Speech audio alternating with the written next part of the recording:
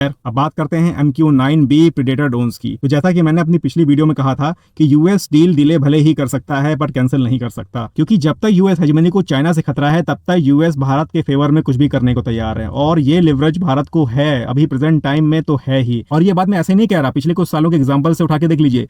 US India का foundation agreement, लिमुआ, Bika, COMCASA, इसके बाद मल्टीलेटरल एक्सपोर्ट कंट्रोल रिजीम में MTCR, वैसेनार ग्रुप, ऑस्ट्रेलियन ग्रुप, कितना कुछ लॉबी किया है यूएस ने इंडिया के फेवर में। फिर इसके बाद रशिया से एयर डिफेंस सिस्टम S-400 खरीदने के लिए काटसा से वेवर मिला, ईरान से ऑयल परचेज करने का वेवर मिला, रशिया यूक्रेन वॉर के पीक पे रशिया से चीप ऑयल खरीदने का वेवर मिला।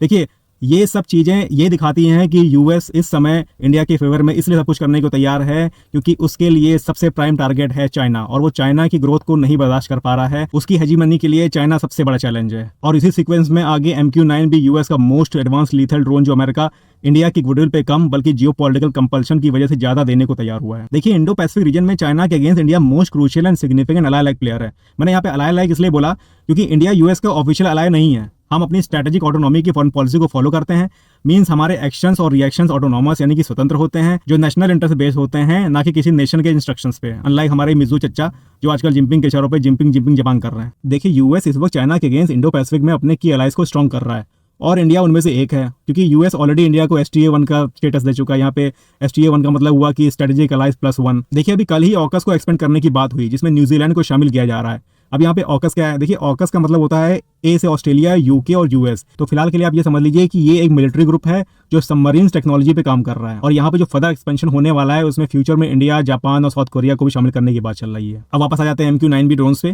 तो MQ-9B ड्रोन्स इंडिया की कम्बैट कैपेबिलिटीज को मल्टीफोल्ड एक्सपेंड कर देगा। बात चाहे इंडियन ओशन रीजन में एंटी पायरेसी ऑपरेशंस की जाए या पाकिस्तान के अंदर घुस के सर्जिकल स्ट्राइक करने की, इंडिया अब पहले से बेहतर तैयार रहेगा। ऑल्दो इंडिया अपनी striking and combat capabilities already prove कर चुका है, पर फिर भी अपग्रेड करना तो अच्छा है ना। देखिए, आप में से कई लोग ये सोच रहे होंगे कि क्या यूएस की तरफ इतना टिल्ट फ्यूचर के लिए अच्छा होगा, अमेरिकन किसी के सगे नहीं होते हैं, रशिया कैसे रिएक्ट करेगा, एक्सेट्रा एक्सेट्रा। तो देखिए, मुझे तो ऐसा लगता है कि जियोपॉलिटिकली इंडिया उस ब्रह्मास्त्र की तरह है जिसको रशिया और यूएस दोनों ही अपने तरकश में चाहते हैं। तो अगर इतना बड़ा लिवरेज हमें मिला हुआ है तो हम रशिया से 400 एयर डिफेंस सिस्टम भी लेंगे, यूएस से प्रेडेटर ड्रोन्स भी लेंगे, हम रशिया चाइना की संघाई कोऑपरेशन ऑर्गेनाइजेशन में भी रहेंगे और यूएस के क्वाड में भी रहेंगे। हमको यूएनएससी का परमानेंट मेंबर भी बनना है और G7 की हर बैठक में भी बैठना है, क्योंकि हम भारत के लोग स्ट्रेटेजिकली ऑटोनॉमस हैं। तो जियोपॉलिटिकल गलियारों से आज इतना ही। Enjoy the video. जय हिंद।